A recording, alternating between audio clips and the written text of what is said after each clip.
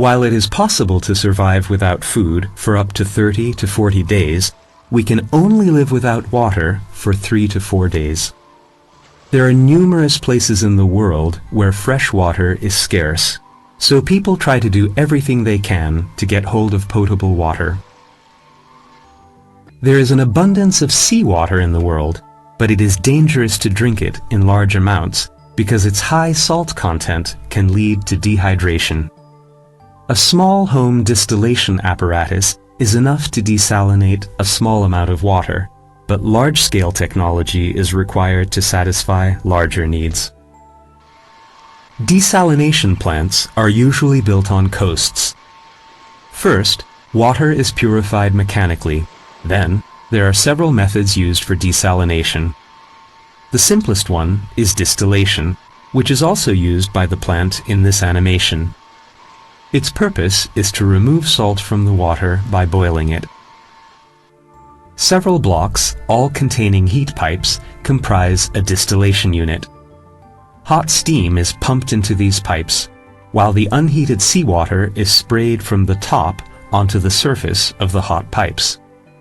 Seawater cools the flow of the hot steam, which condenses into fresh water inside the pipe and flows out at the bottom. At the same time, steam from the heated seawater is conveyed into the heat pipe in the next distillation block. Desalinated water is collected from the heat pipe in the distillation block, while the concentrated salt water exits through the bottom of the distiller. Steam coming from the last block is reintroduced into the first one through a thermocompressor, which increases the pressure and temperature of the steam. The ion exchanger desalinates seawater with electrically charged rosin beads. These are filled into a container in which an outlet pipe is located. Seawater is added to the container from the top. Then, it flows to the bottom through the pores between the beads. As the water flows, the rosin beads bind the salt content of the seawater, and the accumulated water flows through a filter into the opening. Finally, the desalinated water leaves the container through the outlet pipe. Initially, there are positively and negatively charged counter-ions on the surface of the electrically charged rosin beads.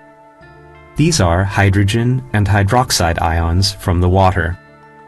The ionic strength of the positively charged sodium ions and the negatively charged chloride ions in the seawater flowing through the pores is higher than that of the counter-ions, repelling them from the surface of the rosin beads. As a result, the sodium and chloride ions bind to the surface of the beads, and the repelled counter-ions form water molecules again. After a while, these beads cannot bind any more salt, and they need to be regenerated.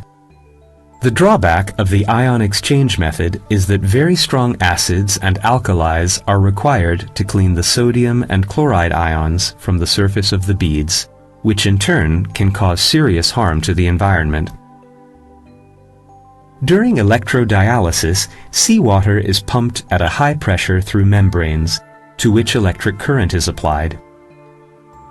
The ions in the seawater bind to the membranes with the correct charge. The negatively charged chloride ions bind to the positively charged membrane, that is, the anode, while the positively charged sodium ions bind to the negatively charged cathode. After a while, the surfaces of the anode and cathode cannot bind any more salt and have to be cleaned. An electric current is also required to clean the surface of the electrodialysis cell. Normally, salt ions bind to the electrically charged surfaces. Therefore, while they are being cleaned, the flow of the electric current is reversed, so the ions separate from the surfaces of the anode and cathode. The removed salt ions exit the cell compartment together with the water.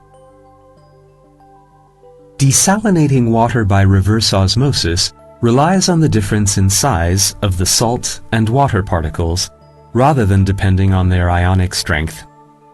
During the process, water is pumped at a high pressure into the pressure vessel, in which a multi-layered, semi-permeable membrane made of a special plastic is placed around a tube. The high pressure forces seawater through the layers. By the time seawater passes through all the layers, the membranes will already have filtered all the salt, and the desalinated water exits through the outlet pipe. Salt held back by the membranes accumulates in another outlet pipe and leaves the pressure vessel as a concentrated salt solution. Reverse osmosis is one of the most widespread methods of desalination. Moreover, it is one of the most environmentally friendly methods too, as it does not require any hazardous chemical reagents.